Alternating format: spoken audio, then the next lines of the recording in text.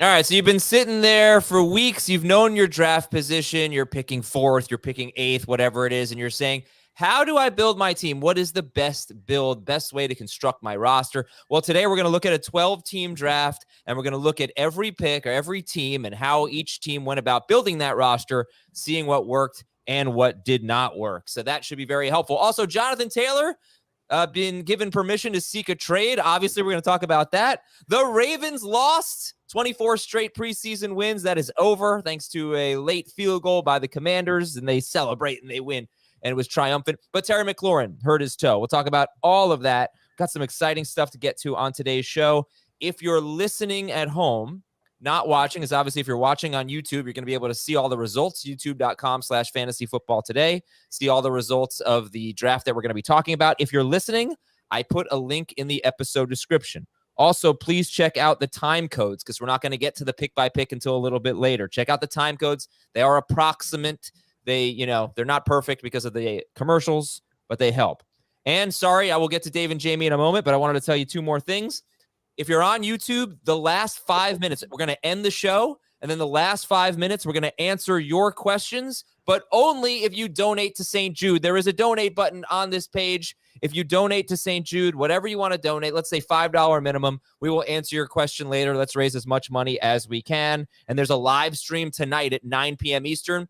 If you donate $25, actually, I forgot the number. I'll tell you on the live stream. But there's a number. If you donate it, you can make a pick for me. You can pick my team, basically. So we're going to raise a lot of money for St. Jude today. All right. Good morning, Dave. Hello. What's going on, man? I feel a little weird. Someone on the show told me to fix my hair before we started.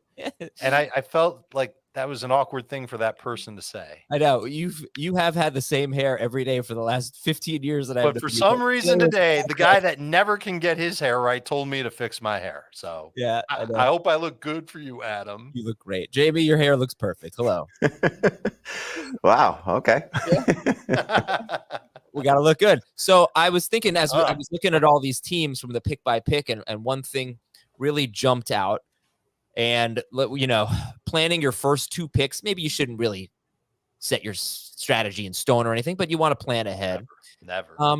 By the early portion of round 2 in most 12-team leagues, Tony Pollard, Nick Chubb, and Derrick Henry will be off the board.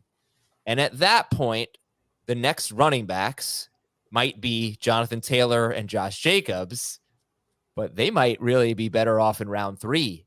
So unless you have a late pick in round 1, RB, or even a running back in round 2 might be off the table for you if you're just not comfortable with Jacobs or Taylor or Ramondre Stevenson or Gibbs or ETN in round 2 or whoever it is, So what I'm saying is if you have maybe one of the first 7 or 8 picks, perhaps you should just plan on not taking a running back in round 2. I want to know how you guys feel about that. Because that's what I'm noticing here with the draft that we're looking at, right? Once Pollard, Chubb, and Henry are off the board, all right, now it's a little bit riskier to take a running back in round 2. So I wonder, does that mean you should take Bijan Robinson over Cooper Kupp in round 1?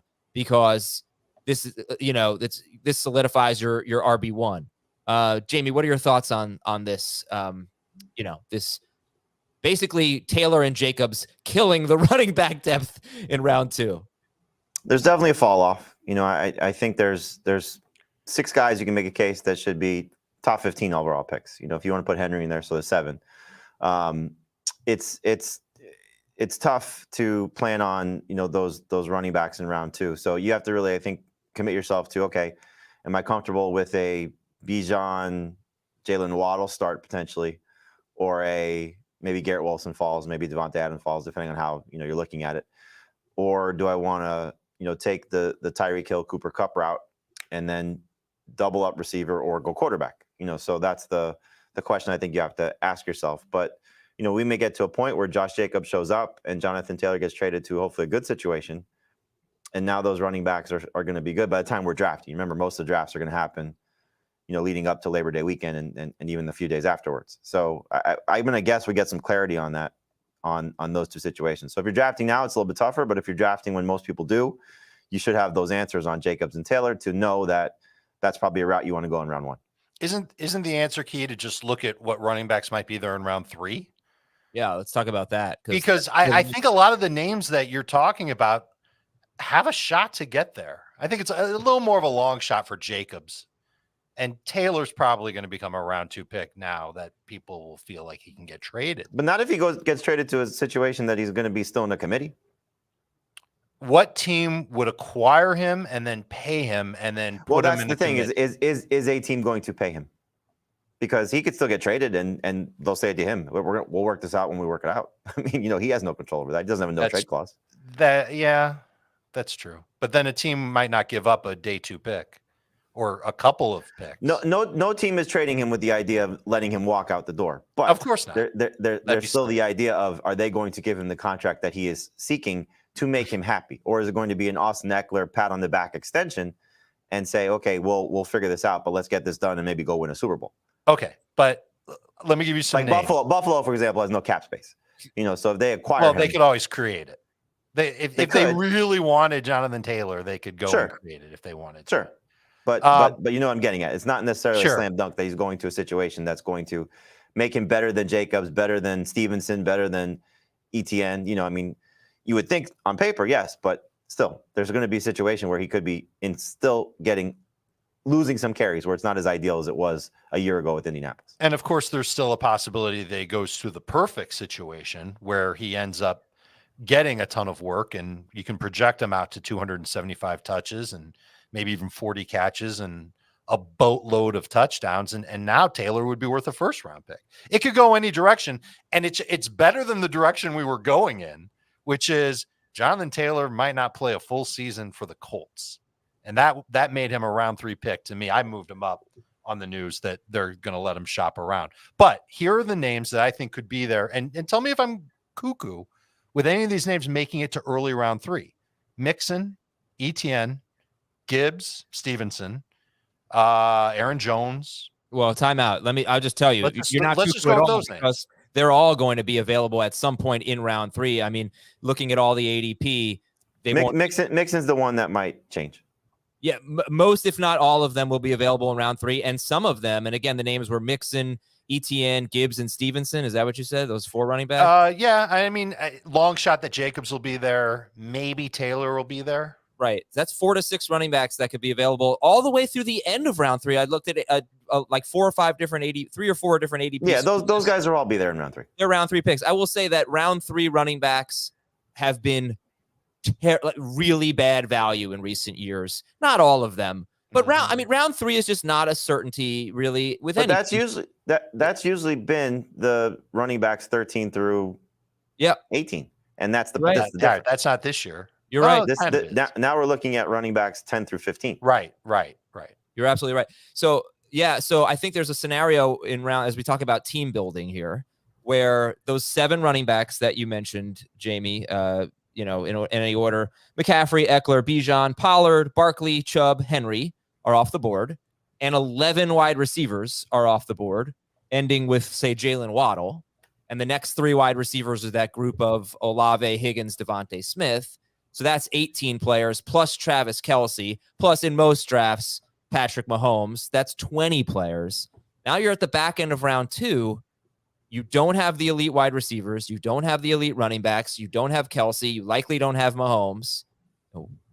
We'll get back into team building later and see what these teams actually did. But what do you do with your rounds 2 and 3 picks if you had an early pick in round 1, Jamie?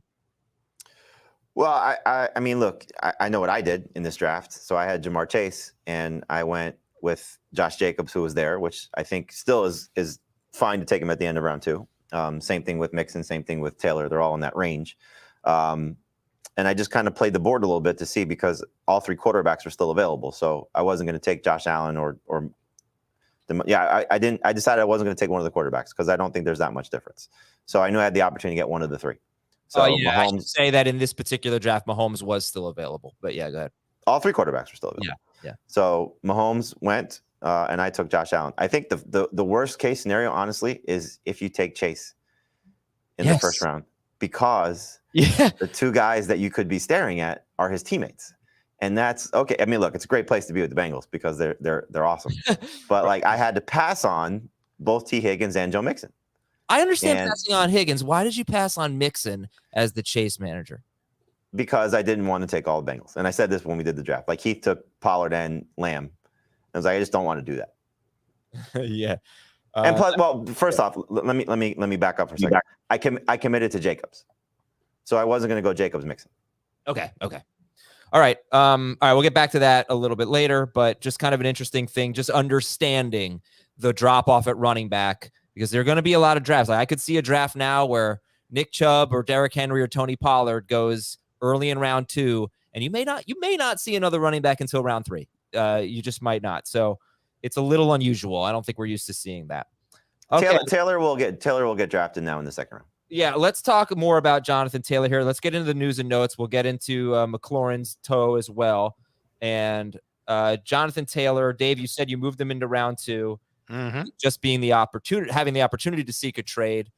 Certainly not a certainty that he will be traded. What's your read on this situation? The very first thought I had was, when was the last time a player was given the opportunity to seek a trade and then wasn't traded? And the answer is Austin Eckler. Yeah.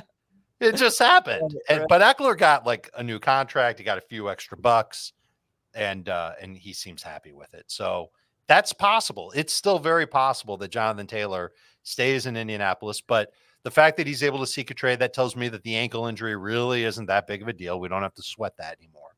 And there's potential for him to end up in a significantly better situation than where he is now, which is on a team with a rookie quarterback who's a better runner than thrower at this point in his career and could take work away from Taylor. And that makes him a little less desirable than he normally would be. So the fact that he could be on a different team puts him right back in round 2 for me. I would consider him before taking any of the quarterbacks, Mahomes, Hurts, or Allen. Jamie? I would just like to see him get left in Philly. Like that would be the best. Oh, that'd be amazing. I don't know, guys. I don't like the fact that we're so close to the start of the season now, and he might change teams. I don't know if he's really injured. You know, Dave, you said you're not really considering it a huge Not deal. Anymore. Not if they're letting him seek a trade. But it's not. I mean, obviously, it's not a great situation for Taylor. No. I, like I said, I think he's going to get drafted in round 2. I'm still leaving him in round 3. I think there's just you're still talking about there's going to be a ramp up period here. So. Yeah. You know, we're probably not looking at the best of Jonathan Taylor until maybe like week 3, maybe week 4. And to your point, Adam, a doctor has to keep him on the PUP list. This isn't just, hey, I'm on the PUP list, thanks. You know, like Christian Wilkins, for example, is a good comparison. He's waiting for a contract. He's a hold-in. Right. He's not on the PUP list. You know, so a doctor has to medically put him there. So there's still something wrong with his ankle to some degree. It could be minor. I'm with Dave. I think it's always been about his contract, but there still has to be a reason why he's on the PUP list. So who knows what the 2 absences were where he left Indianapolis? One was reportedly to deal with his ankle. One was reportedly for a personal situation. Right. Again, you know, we don't know what's going on, but I still think you have to be a little bit.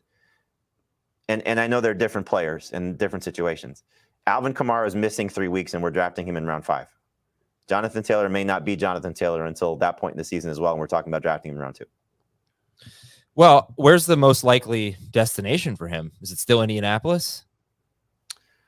The most likely? I mean, if they're asking for a first-round pick, they're not getting that. No. And as Dave brought up, you know, a team that's going to trade for him to give up significant capital is not doing so for a 1-year rental, unless it's like, again, the Eagles or the Bills, you know, teams that are just looking at, okay, we use him for this season and then we win a Super Bowl, or at least have a chance to, and then he can be discarded.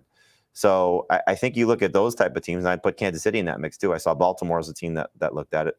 Actually did a Zoom call for one of our St. Jude things with a great, you know, viewer of ours, Sam. And Sam said, he's a Colts fan. He's like, the Bears make a lot of sense. They have cap space, they have draft capital, and there's the Eberflus connection. You know, I was like, oh, that does make some sense. You know, if they wanted to give, you know, Justin Fields a little bit more protection. So there's a lot of teams. I think, you know, that we probably would not expect. Like you rule out Arizona, they're not giving up, you know, draft capital for a running back. You know, teams like that you can get off the table. The Jets, you know, I don't think they're doing that. You know, teams of that nature. But I think Miami's obviously got to be in the mix. I think Philly's got to be in the mix. I still think Buffalo Kansas City, Baltimore would not surprise me either. If they Dark decide horse. to. Minnesota. How do you feel about And Minnesota? That was when what I was talking about competition. I wonder what they would do if they brought in Taylor and how much they would use still somebody like Madison, especially early in the season. I think that's going to be the big key is what happens early in the season. And don't forget, remember the Broncos had said if Josh Jacobs was available, they would consider it. That was more if he was the franchise tag was rescinded. I believe that was the story. Yeah. Again, a team with aspirations to be better maybe than we think they are, but they probably view themselves as a Super Bowl contender. Knowing that they could upgrade that running back room as well. So what about Deion Jackson or Evan Hull? You guys want to draft a Colts running back at this point? Not particularly. I still think Zach Moss by the end of the season will be the one that leads them in carries. Yeah, So maybe. Or they could sign Kareem Hunt. They can trade away. And that was the other part of it. Yeah, Kareem Hunt was already rumored to be looking there. So right. Didn't he meet with him? I believe when the Saints scenario arose, he was going there. I don't know if he actually went. Yeah. Okay. You want a dark horse team? Yeah. Carolina. Frank Reich's there. He was there when they drafted Jonathan Taylor. It's going to be a similar offense. Yeah, but they just paid Miles Sanders. They did, and they could potentially trade him to Indy as part of the deal, where he would be reunited with Shane Steichen. Ooh, fun. And be right back in a similar offense. Steichen clearly liked him. I went back and read quotes and all that stuff. And of course, the coach is going to say glowing things, but you saw what Sanders did last year in Philadelphia. He would get plenty of opportunities there. I think it's going to take a bonehead franchise to acquire Jonathan Taylor and then pay him. What does he want? Like $12 million a year? That would make him a top 5 running back on the salary scale. Carolina might be one of those bonehead franchises. And to be fair, they've got a quarterback who's on a rookie deal. So might be able to balance the cap for a few years with Bryce Young's deal being what it is and Jonathan Taylor going there. I think it's actually a decent fit where it's like Sanders and a second round pick in 2025 for Jonathan Taylor. And then the Panthers back up the Brinks truck for Taylor. It's just so funny because, when a running back gets paid, people say, God, this team is so stupid for paying a running back. And then when a running back becomes a free agent, we say this team is so pathetic for not paying this running back. It happens all the time, and it's just like, well, come on, we have to figure out what side we want to be on in this. Yeah. All right. And I will say, if Philadelphia or Cincinnati are like the dream spots, but Philadelphia, I don't see either franchise doing it. You think Cincy's a dream spot? They're not going to cut Mixon. If Mixon will go, and Taylor moves in and gets his workload, but Cincinnati doesn't make trades like this. I don't think they would do it. And they've got their own contracts to extend in the very near future. And Philly, I don't see Philly giving $12 million to Jonathan Taylor. Do you? I want to talk about McLaurin here. If we could move on. Terry McLaurin. It's fun to talk about with Taylor. That's all. No, it certainly is. I think we covered it pretty well there. I bet his hair looks good today, Adam. McLaurin hurt his toe. X-rays were negative. Might have a sprained toe. They start with turf toe, Adam.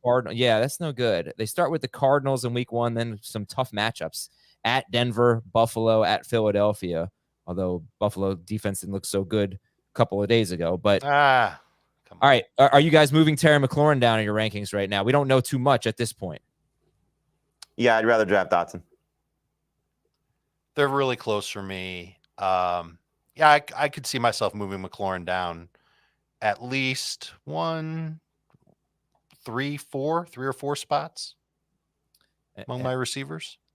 Behind who? He would go behind Drake London. He would go behind Kirk, Michael Williams, Ayuk, potentially Jordan Addison as well.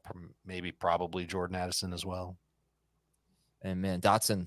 They're both Dotson. Yeah, Dotson can move up too. We'll talk about that game in a moment. Washington played their starters on offense for the first half against the Ravens backups. And looked good, thankfully. They've only looked good this preseason against backups. When they took on the Browns starters without Myles Garrett, they were a mess. And so they had a week to fix it, and they did look much improved. The offensive line looked mostly better against Baltimore's backups. Devon Achane, week to week with a shoulder injury. We don't know much about Joe Burrow right now, but Zach Taylor, the head coach, said Joe Burrow looks great walking around. So the reports have been good, but he's not out there doing much. All right. He'll be fine. Miles Sanders returned to practice.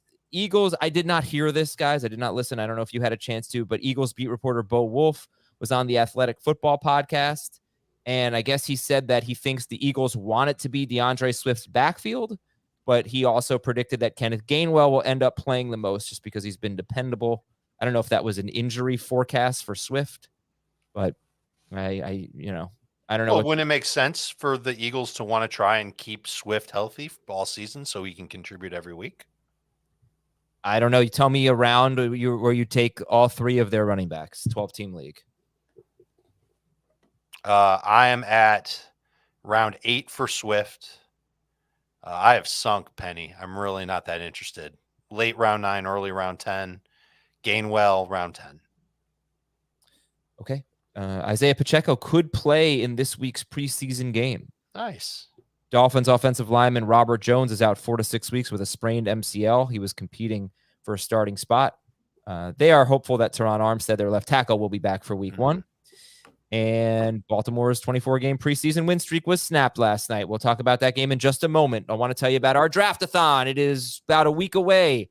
It is on Wednesday, the 30th at 4 p.m. until 10 p.m. And we have so many great guests coming on, 4 to 10 p.m. Eastern. It's all on youtube.com/fantasyfootball today. As part of our draft-a-thon, we want you to donate. tinyurl.com/FFT donate. A lot of things you can bid on there, including a spot in our Leftovers podcast league. And speaking of the podcast league, I owe everyone a huge apology. I completely forgot about the contest to get into the podcast league. Our draft is Monday, the 28th at 8 p.m. Eastern. And if we have only 4 spots left, because we've given away a lot through other contests, through donations to St. Jude, we've raised a lot of money for charity. That's great. But we have 4 spots left in that league, plus some spots left in the aforementioned Leftovers league. If you want to be in a podcast league, okay, flood my inbox. Here we go. Put podcast league in the subject line. Email fantasyfootball@cbsi.com. Fantasyfootball@cbsi.com. That's the letter I. Put podcast league in the subject line. Do not ask any fantasy questions. Just tell us why you want to be in the league, or write a funny poem, or draw a funny picture, or record a funny song. We love clever things, especially things I could play on the show. But if you do something like that, please put it on YouTube and give me a YouTube link. I don't want to be downloading anything. Anyway, please put podcast league in the subject line and email us. You have less than a week left. I'll be picking people over the weekend. So you really only have a few days here. Send them in. Okay. And at the end of this show, in case you missed that announcement on YouTube, at the end of this show, stick around, donate $5 or more to St. Jude. Ask us questions. We're only asking questions if you donate. Hit that donate button right there. You can donate right now. Donate $5 or more to St. Jude. Donate more than that, huh? And we'll answer your questions later. We'll be right back on Fantasy Football Today. All right, any thoughts on Washington 29, Baltimore 28? Again, this was the Washington first-team offense against the Baltimore backups, and very good numbers. Sam Howell, 19 of 25, 188 yards and 2 touchdowns. Interesting that the running backs were so involved, but 25 pass attempts in 1/2 is a crazy amount.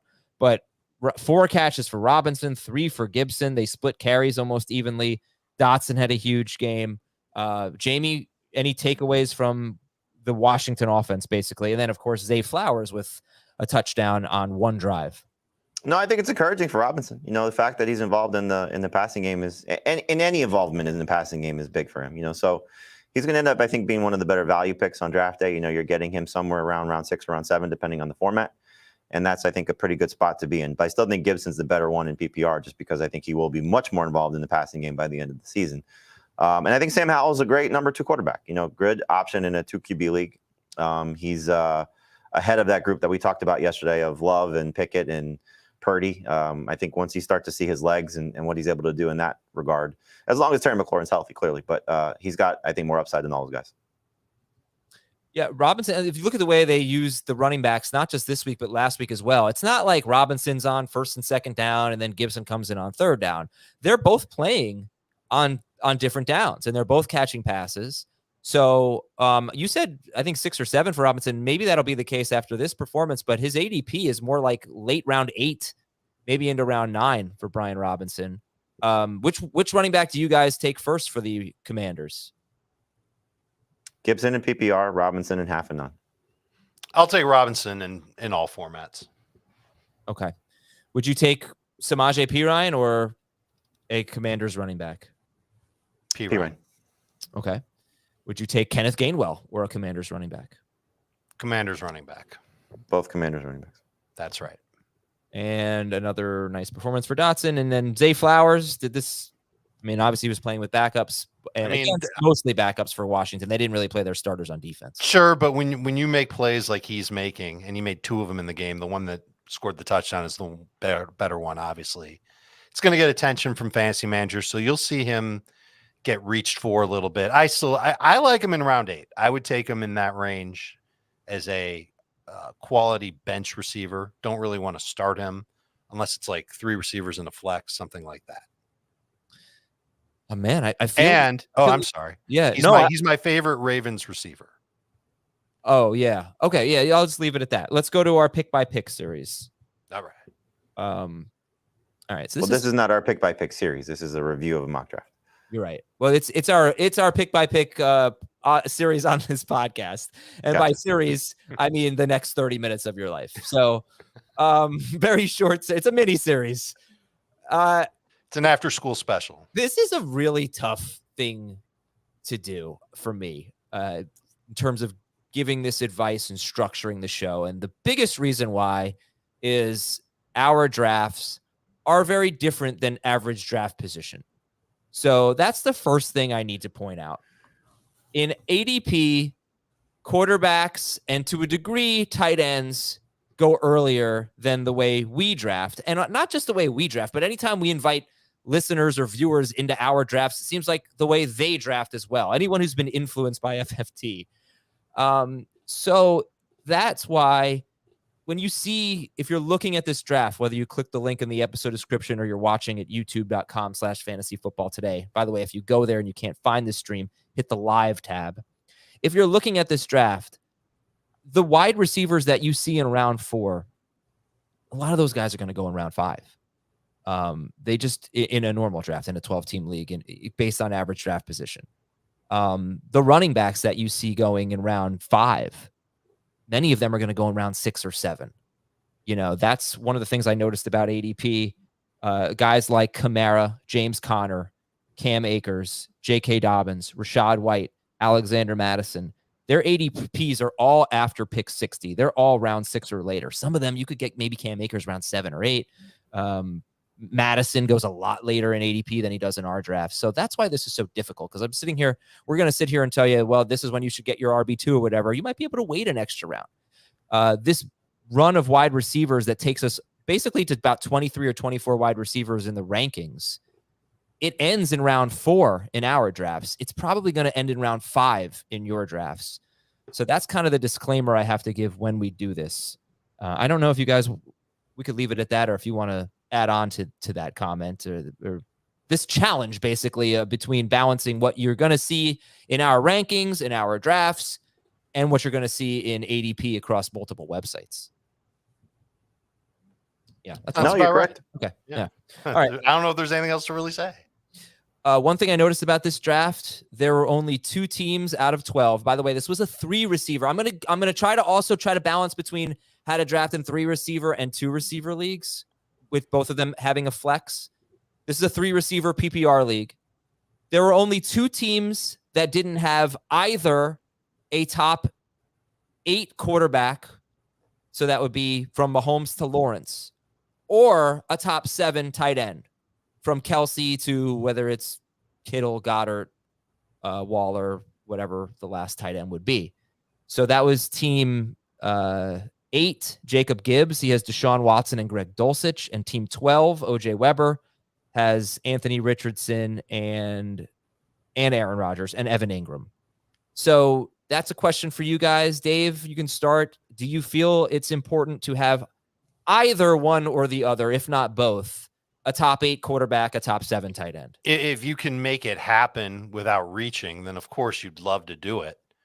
The rule that I've followed is you don't want to have a top tight end and a top quarterback within your first 5 picks. And I found that this year it's definitely the case, because I'm missing out on good talent. If I take a top tight end early, I find myself waiting for quarterback later. If I take a top quarterback early, I don't want to take a tight end until really late.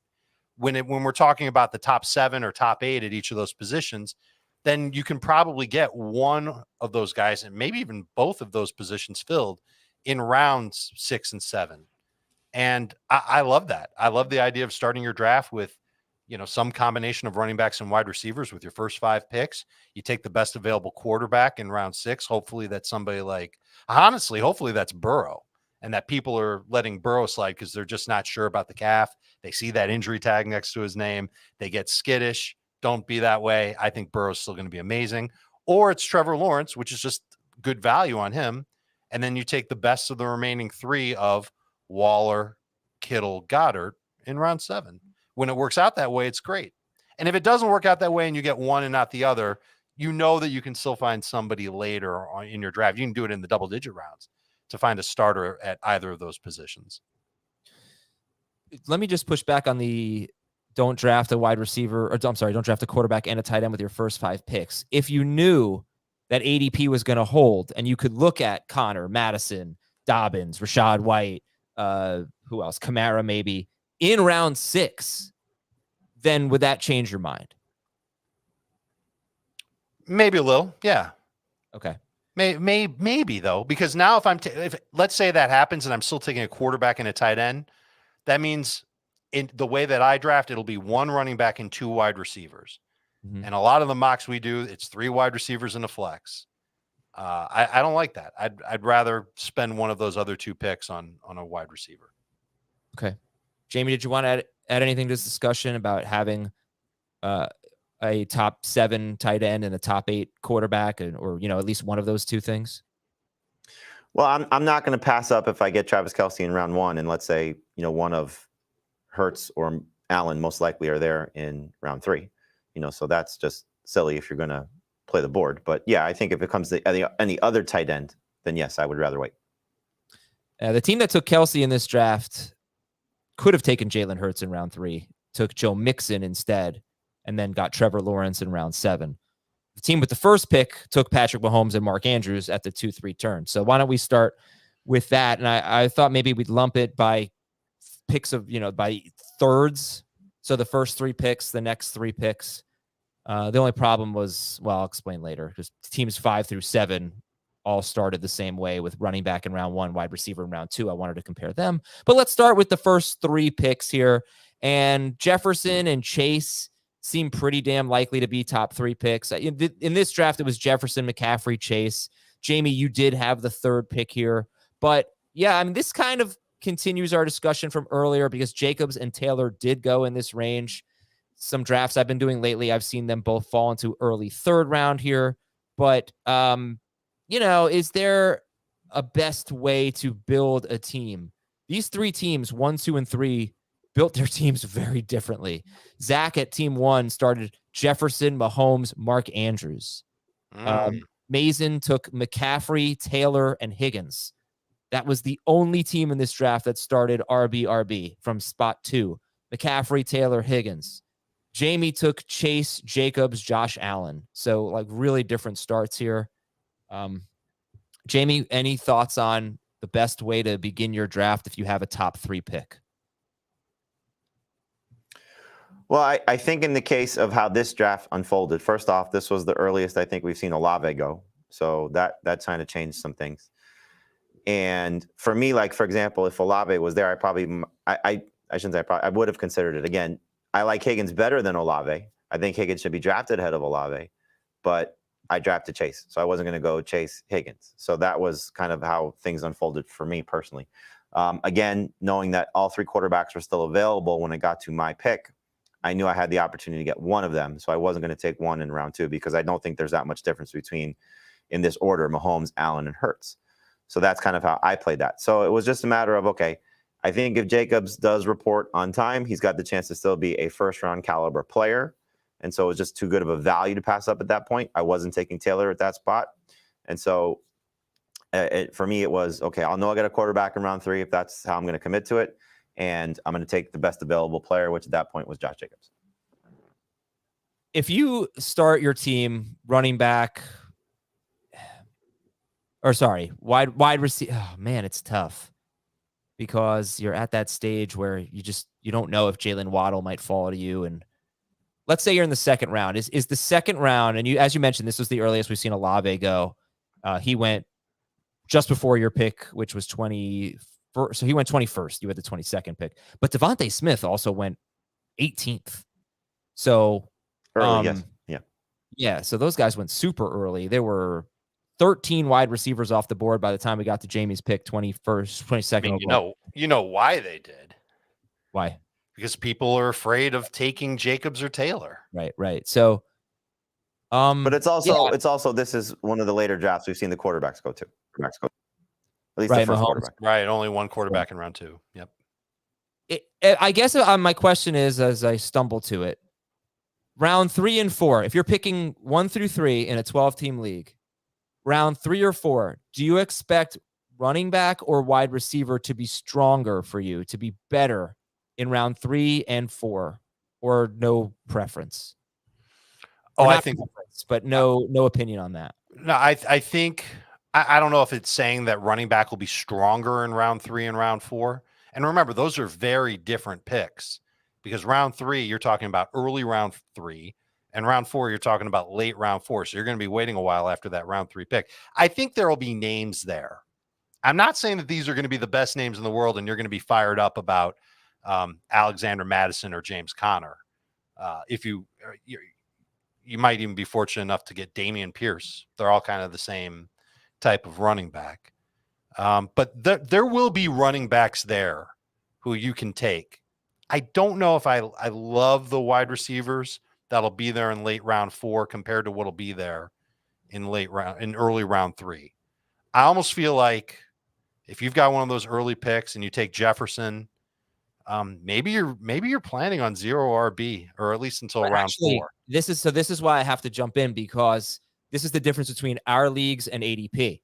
Because in ADP, you are looking at Jerry Jeudy, DJ Moore, DeAndre Hopkins, all being available to you late in round 4 and into round 5.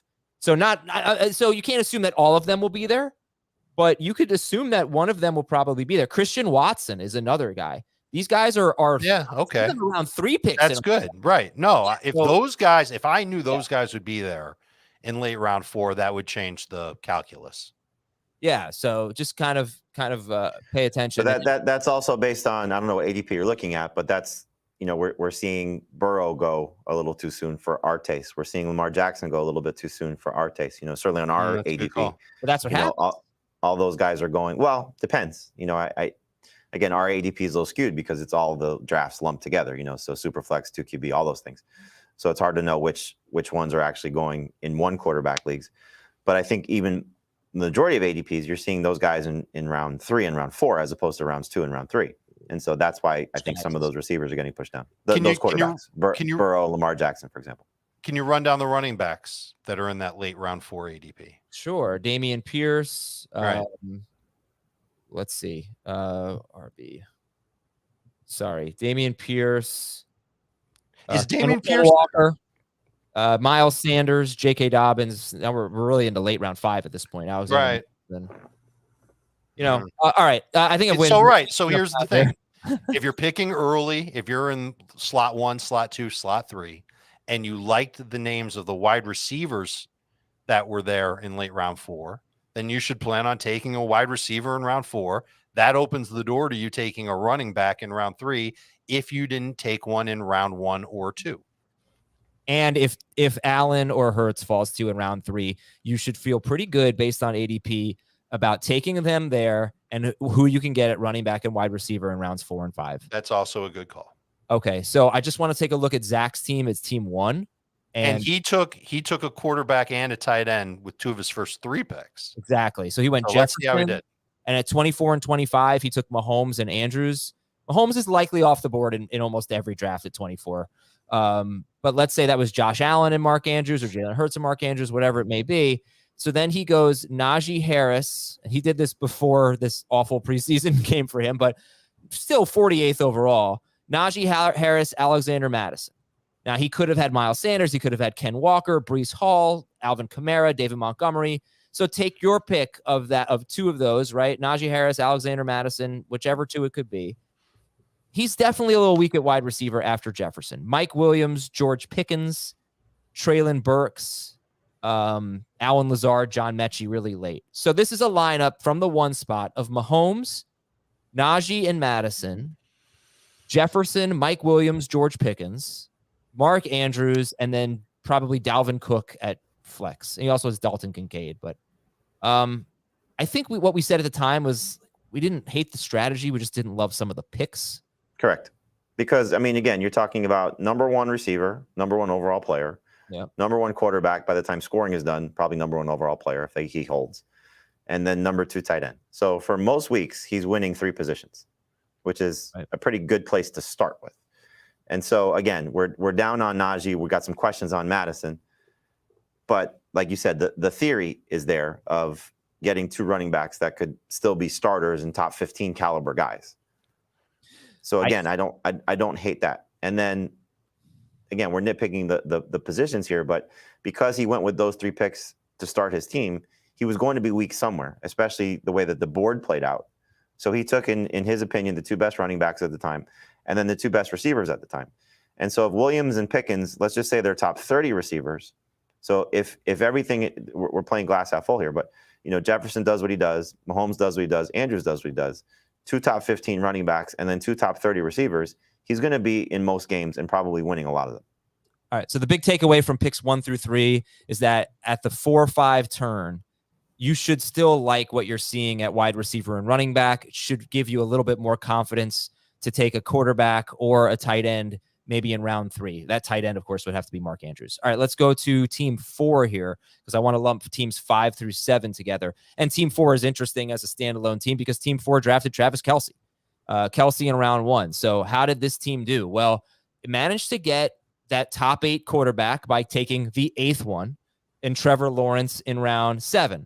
So that gives you Kelce in round 1, Lawrence in round 7, and then you load up at running back and wide receiver in rounds 2 through 6. And, Olave went pretty early, so there's that. But he took Olave in round 2, Mixon in round 3, Drake London in round 4. And that was an interesting pick because that was at the end of a really long run of wide receivers. I'll talk about that in a second. Ken Walker in round 5, Tyler Lockett in round 6, Lawrence in round 7. So that gives him, after 7 rounds, Lawrence at quarterback, Mixon and Walker at running back, Olave, London, and Lockett at wide receiver, Kelce at tight end. And then the flex will be Antonio Gibson or Sky Moore, or maybe Jalen Warren, who he took later. I know it's a lot to listen to. So it's Lawrence, Mixon, Walker, Olave, London, Lockett, Kelce, and let's say Antonio Gibson or Sky Moore at flex. How did this team do, Dave? And one thing that really bit this team was beginning. Where's this crazy wide receiver run that begins with Calvin Ridley? It was something like 10 wide receivers and 14 picks. And so Ridley, Keenan Allen, DJ Moore, Jerry Jeudy, Cooper, Watson, Hopkins, Debo, Metcalf, all off the board. And then this team had to take Drake London in round 4. Maybe they shouldn't. Maybe they should have taken Aaron Jones instead. But this is cool. I mean, this is Kelce and Lawrence, and then just filling out running back and wide receiver in between 5 rounds. Where did they get Lawrence? 6? 7. So awesome value on Trevor Lawrence to go with Travis Kelce. And normally what we say, and we did say this with Andrews, if you're going to have a stud tight end, you're going to be weak somewhere else. Where's he weak here? Because Olave, maybe he reached a little bit in round 2. Maybe this is part of the reason why there was that crazy wide receiver run that you were talking about, was because some wide receivers went earlier than expected in round 2. But Olave, London, Lockett, and Sky Moore with Bateman on the bench, I don't think that that's such a bad receiving core. It's not dominant, but it's good. If it might come down to Mixon and Walker. If those guys exceed expectations, especially Walker, this team's awesome.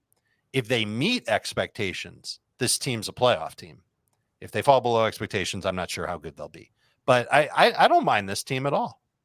It's not my favorite, but it's good. I think it's a question, though, right? You do have this wide receiver run.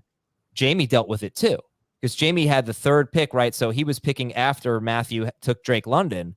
And you get this run of wide receivers. I think it was 10 and 14 picks, as I said. And then after that, you get 1 wide receiver in the next 13 picks, I think. So Jamie said, I'm not reaching for wide receiver. I'm going to take Aaron Jones in round 4. After that, Deontay Johnson went off the board. And after that, we have a full round before we get another wide receiver. So did this team make a mistake by taking London over Aaron Jones? I mean, I would say yes. Tell me the type of receiver that they would have gotten later. Because if Ayuk, it may be in round 5, you would have had to reach for Ayuk. Yeah, that's not that. I would have rather had Jones than Ayuk. Okay. All right, let's take a break here. I'd love to spend more time on each team, but the lesson here, if you take Travis Kelce 4th overall, you know, if you make Trevor Lawrence the focal point of your strategy, Lawrence and Kelce, maybe you have to take Lawrence in round 6. If you have to take him earlier than that, then it might not be worth it, but that's fine. Just load up on running back and receiver in between. Let's take a break. When we come back, comparing teams 5 through 7, which includes my team. We all started the same way. Let's see how they finished. We'll be right back. All right, building your team from the middle of your draft here. We look at rounds 5 through 7, or teams 5 through 7, sorry. I had the 5th pick, Dan Schneier the 6th pick, and one of our listeners, Joel Cox, had the 7th pick, and we went Eckler, Bijan, Barkley. So at this point, only 2 receivers were off the board, Jefferson and Chase, and we decided to take Eckler, Bijan, and Barkley ahead of Tyreek Hill, Cooper Kupp, Stephon Diggs. Remember, McCaffrey was off the board, and Kelce was off the board. So these 3 teams all started running back, wide receiver in rounds 1 and 2. And then round 3 was different, but round 4 was also a wide receiver in this 3 receiver format.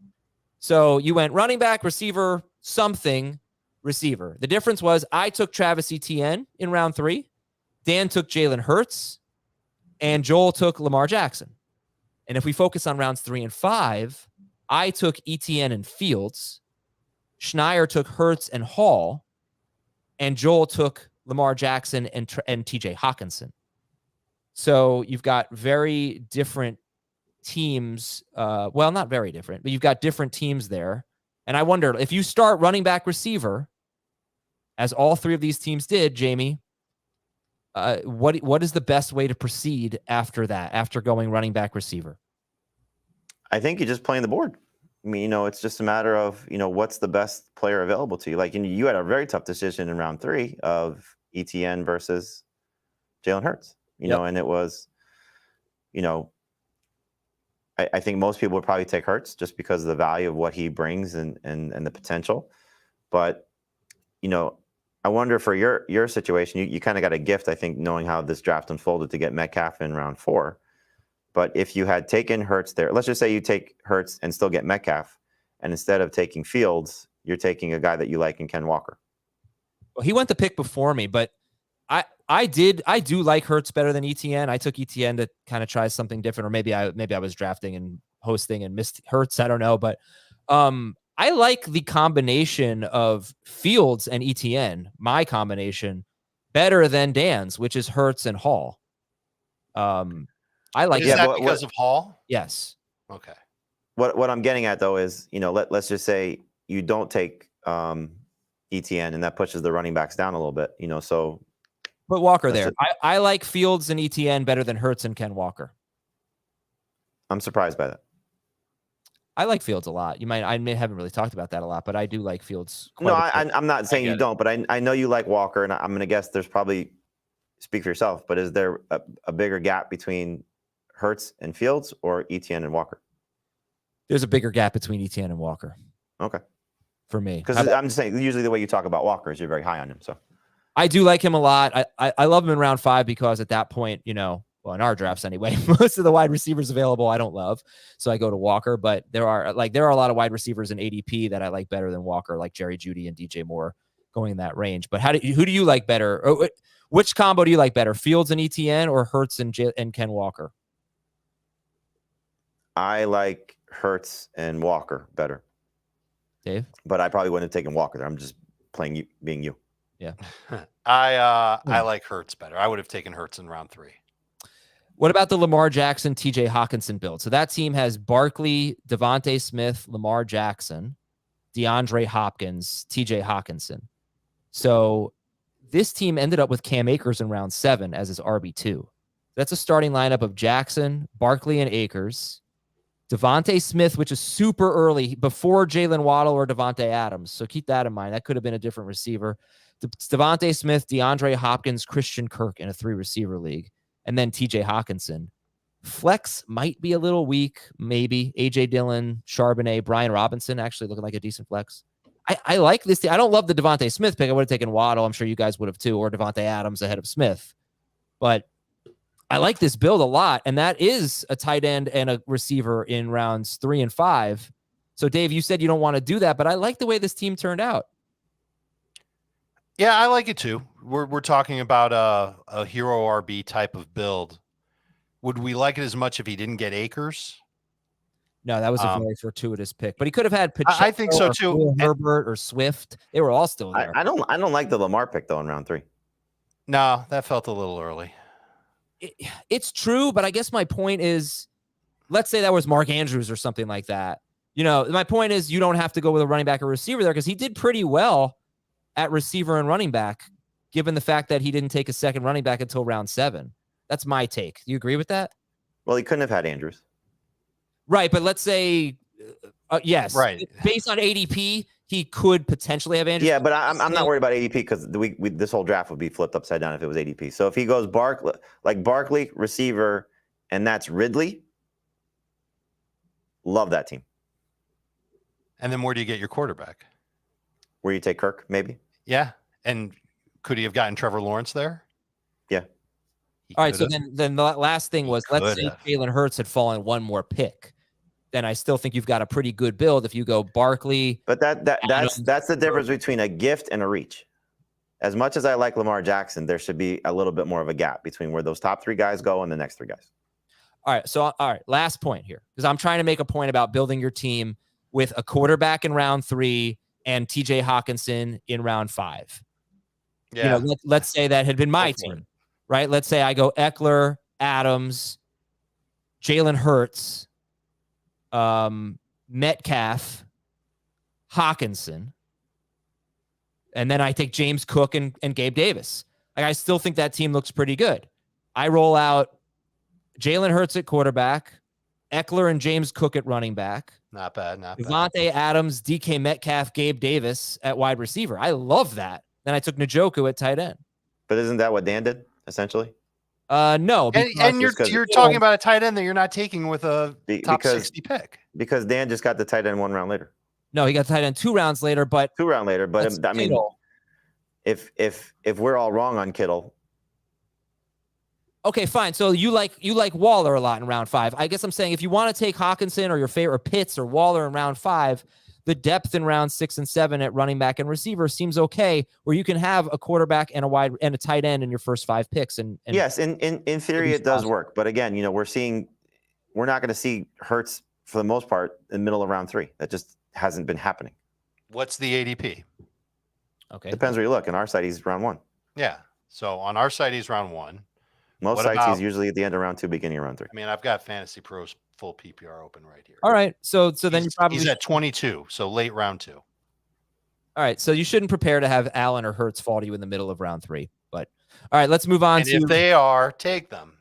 I don't know how the hell we're gonna do this. I'm just so late on this.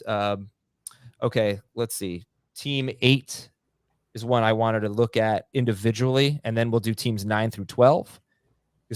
They're in a similar teams 9 through 12 are in that. Okay, I think I could get a pretty good running back in round 2. Mm-hmm. Right, that's where Pollard and Henry and Chubb are going. Team 8 is Jacob Gibbs. He is the only team. See, I don't agree. But all right, you go ahead. You can say he crushed it. He is one of the 2 teams that does not have a top 7 quarterback, top 8 quarterback, or top 7 tight end.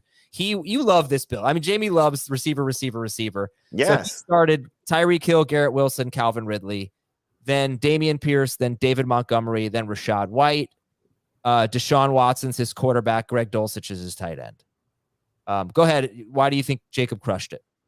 I mean, you're talking about potentially 3 top 15 receivers in a league where we start 3, and most people are begging for a second receiver. Or a lot of people are begging for a second receiver, and he's got 3 guys like that. I don't love Montgomery as a second running back, but Dameon Pierce is fine as your number 1 guy there. And so who else could he have had? which direction are we going there? Could have had Kamara. He could have had Rashad White, James Conner. Yeah, and we got White. If it's James Conner, I like that a lot better. What if it's Aaron Jones? Well, he was long gone. He wasn't. When he took Pierce? No, when he took Montgomery in round 5. Okay.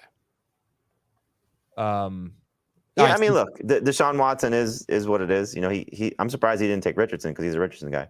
So, you know, I don't love Watson, the combination of Watson and Dulcich, but I mean, I know how I approach tight end. I took Dalton Schultz, but there are guys I like better that are still on waivers. Dave, do you like a 3 receiver, Tyreek Hill, Garrett Wilson, Calvin Ridley start? When it's those 3 wide receivers, you've got to love it. The difference is that everywhere else on his roster, you look at it and you go, well, yeah, it might work. It might not work. And so what I feel like when you do something like this is you've got to be ready to do some work on making your team better. And everybody should anyway. But you know that you can't necessarily count on Pierce and Montgomery to for sure be starters, and you can throw White in there as your flex every single week of the season. You'd feel better if there were other running backs there. But Pierce is still pretty good. Watson, I like. Your streaming tight end. Bench depth is fine, if not pretty good for a running back. This build is fine. But I wouldn't do this in a half PPR league where you only have to start 2 wide receivers. This is like a special for full PPR and 3 wide receivers. Like that, to me, there's a huge difference between using this build for this format versus other formats. If you want Jamie to like your team, draft 3 receivers. Sorry. He loves it. Jamie, would you have preferred, after Tyreek Hill and Garrett Wilson, would you have preferred the combination of Jahmyr Gibbs and DeAndre Hopkins or Calvin Ridley and Dameon Pierce? That's a great question. Ridley and Pierce. Dave, same thing. Gibbs and Hopkins or Debo or Metcalf or Calvin Ridley and Dameon Pierce? Ridley and Pierce. Really? Yeah. I'm surprised because I would have okay. All right. You don't like that. Who do you like best? I think I like the Gibbs Hopkins side better. See, I wonder how you guys feel about Pierce. Like, you know, he's coming off a nice performance in the preseason. Well, where he played every snap, but he didn't play every snap with CJ Stroud. He played every snap until they took him out of the game and they brought it in single. First 2 series, including everything in goal to go. So I don't know what that split's going to be like. And also, I think they might once again have a terrible offense. Their line has not looked good. And Stroud, people were saying he got better. I think he was doing that against backups. So I'm worried about their offense. So seeing him as a top 40-ish pick, I think it was like 42 in this. Right after Ramondre Stevenson, feels like there should be more distance between Ramondre Stevenson and Dameon Pierce. Do you think? No, I think to Dave's point, if it's Aaron Jones, we feel better about it. Yes. Yeah, I would. Yeah. Do you think this offense will be better than where Houston was last year? Yeah, probably, but I still think they're going to have a bad offense. They don't have a lot of talent on their offense. Okay, well, I mean, Pierce averaged almost 14 PPR points per game from week 2 on, including a game he barely had work in week 12. This is a situation where if what we saw at least in the last preseason game holds, if he's playing on more passing down scenarios, forget about if he's getting the ball, but just getting those opportunities, that should lead to him getting the ball. But if he's getting those opportunities, you're going to be pretty happy about Dameon Pierce. It seemed like their game plan I can't see this offense being worse than it was a year ago. No way. And they'll get better as the season goes on. It seemed like their game plan was Pierce for 2 series, Singletary for 1. And if that holds into the season, you'll love Dameon Pierce. All right, we have a hard out in 5 minutes, and we also have to stick around for 5 minutes to answer questions to anyone who donates. So I apologize for rushing the end of this, but teams 9 through 12, Dave, as I mentioned, now you start to get into that, well, I think I can get Pollard or Chubb or Henry. Now, this was a pretty running back heavy draft. McCaffrey, Eckler, Bijan, and Barkley were all off the board at this point. They went ahead of Tyreek Hill. They went ahead of Cooper Kupp. So maybe if you're drafting 9 through 12 or 10 through 12, 9 through 12, sorry. You could be looking at maybe Bijan falls, maybe Barkley falls, something like that. You could be going RB. Is this the best time to go RB? I will say I did that in the FFT Open with Barkley and Pollard from the 10 spot. Do you like RB? I don't hate it. It's absolutely a way to go. And based on ADP, when you're up in rounds 3 and 4, you're going to see some wide receivers there that you'll be happy to start. So it really comes down to how you feel about the running backs that are there. If you're over the moon about Nick Chubb and Tony Pollard, you can try for that for sure. What I look at when I'm in late round 1, and I did that in this draft, how many great receivers are left? How many great receivers went in front of me? Who might be there at wide receiver when I pick again in early round 2? Compare that to the running backs. This was an easy decision for me. All that was left at wide receiver was Diggs and Lamb. I was sure that Lamb would get picked before I would go again. St. Brown was also there. Those guys are all in that same range. Brown, AJ Brown too. But I had a feeling that one of Pollard, Henry, Chubb would make it back to me in round 2. So I took Diggs, highest rated receiver on the board. But how did you decide to take Henry in round 2 after taking Diggs instead of Garrett Wilson or Devontae Adams? Because I wanted to get a hero RB. I definitely wanted to have at least one running back on my team through my first 2 picks. But if I told you that you could get, based on ADP, one of these 5 players, okay, Mixon, ETN, Gibbs, Ramondre, I guess it's 4 players. Yeah, because I don't think they just don't have the same upside as that tier of Pollard, Henry, and Chubb. I know that, but also you're downgrading at wide receiver. So let's say you get. Well, hold on. Let's say it's you took DJ Moore in round 3. You could have taken Jahmyr Gibbs there. Would you rather have had Jahmyr Gibbs and Garrett Wilson, or Derrick Henry and DJ Moore? Henry and Moore. Jamie, how do you feel about that? Making the decision between RB in round 2, whether that's Chubb or Henry or Pollard, and then a wide receiver in round 3, or taking like a Jahmyr Gibbs in late round 3 and one of those Devontae Adams or Garrett Wilson, maybe Amon-Ra St. Brown or AJ Brown falls to you in round 2. Yeah, I would have. I mean, if for me, Chubb and Henry, there's a little bit of a distance, so I would have taken Chubb there and been fine with it. But if the choice was Henry or wide receiver, I'm going receiver and Jahmyr Gibbs, especially knowing that those receivers were still there in early round 4. What if it were Chubb and versus receiver? Like I'm saying, to me, it's Chubb. The receiver. Chubb to me is a first round pick. Okay, so okay. I would have taken Chubb, no problem. If the choices, like I said, were Henry versus the receivers, I'm taking the receivers. How do you think teams 9 through 12 should think about drafting quarterback? Because you're probably not, if any of us are drafting 9 through 12, we're not getting one of the top 3 guys, most likely. Unless you do it in round 2. Yeah, which we're not going to do. So how would you guys draft quarterback? I think RJ did it perfectly, getting Justin Herbert. Again, I think Joel took Lamar Jackson too soon, so who knows where he falls. That was team 7. But RJ had Justin Herbert in round 5. This is interesting because teams 10, 11, and 12, Dave Richard, Dave Kluge, and OJ, they all basically waited. I mean, Dave has Tua and Prescott. Dave Kluge took Daniel Jones and Kyler Murray with his last 2 picks, and OJ took Anthony Richardson and Aaron Rodgers. So are you more likely from this spot to be waiting at quarterback?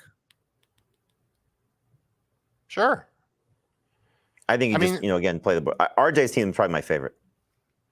Yeah, RJ did a good job. I was wrong about our hard out. We have that tomorrow, so I will go a little bit longer. Good with this. We were supposed to be doing something at 10:30, so we probably have to go. We were?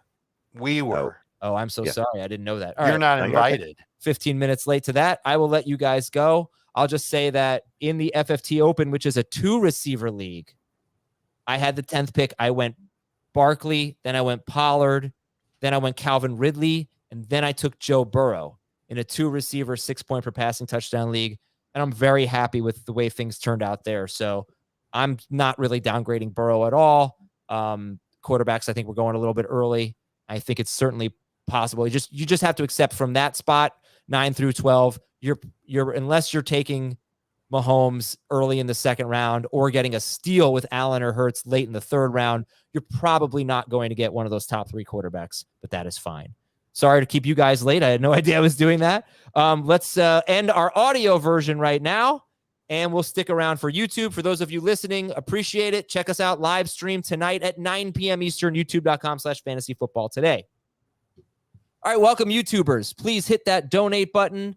Donate at least $5. And Thomas, what questions do we have? It's from Jarrell. Am I crazy for wanting to draft Bijan Robinson at number 5 in my 12-team half PPR league? Nope. No.